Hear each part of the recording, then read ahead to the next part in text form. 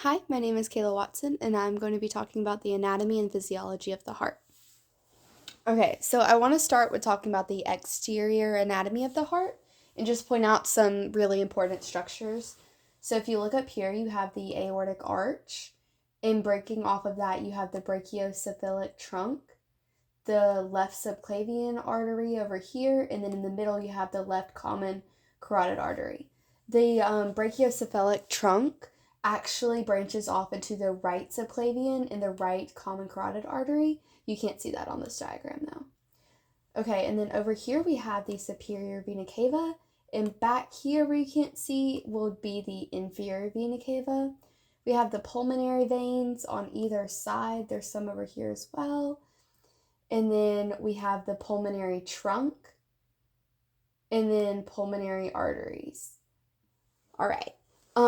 I do want to talk about blood flow to the heart. The heart is a lot of muscle and it needs blood. So we have the anterior interventricular succulus, which runs up through here. And then we also have the coronary succuluses over here. All right, and then one more thing that I wanted to point out on the exterior anatomy is the atrium has an auricle on both the right and the left side. These allow the atrium to expand further and hold more blood. All right, this is the internal of the heart. So I want to point out the interventricular septum, which is a muscular layer that divides the two ventricles on either side. And then I also want to point out the chordinae tendineae down here. And then the papillary muscle, which is attached to that chordinae tendineae. All right, I do also want to point out the valves as well. So over here we have the tricuspid valve. And then over here is the bicuspid valve. And then we have up here, it's not shown very well, but you have, this is the pulmonary semilunar valve. And then kind of under here, between this ventricle and the aorta, you have the atrial semilunar valve, aortic valve. All right. Okay, and then I want to talk about the layers of the heart as well. So the wall of the heart is made of an epicardium, which is on the outside, the myocardium, which is the muscular layer, and then the endocardium, which is the inside that touches the blood.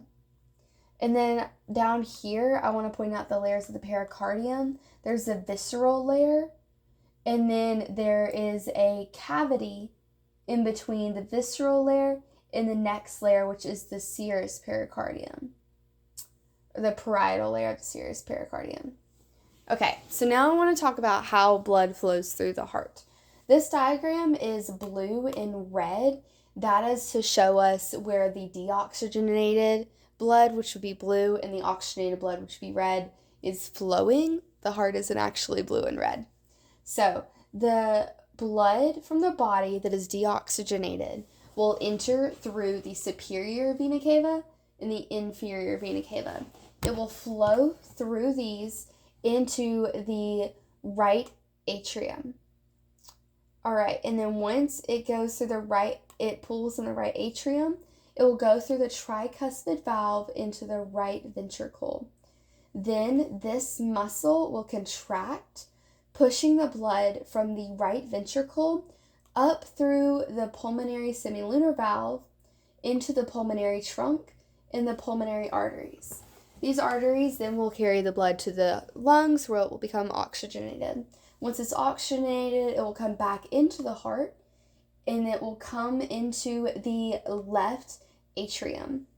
Once it pulls in the left atrium, it will go down through the bicuspid valve, which is right here, and it will come into the left ventricle. Then, when there is a ventricular contraction down here again, the blood will be pushed up through the aortic semilunar valve and into the aorta, and where it can then go out the aortic branches, or it can go down through the descending aorta and be carried out to the rest of the body. And that's how blood flows through the heart.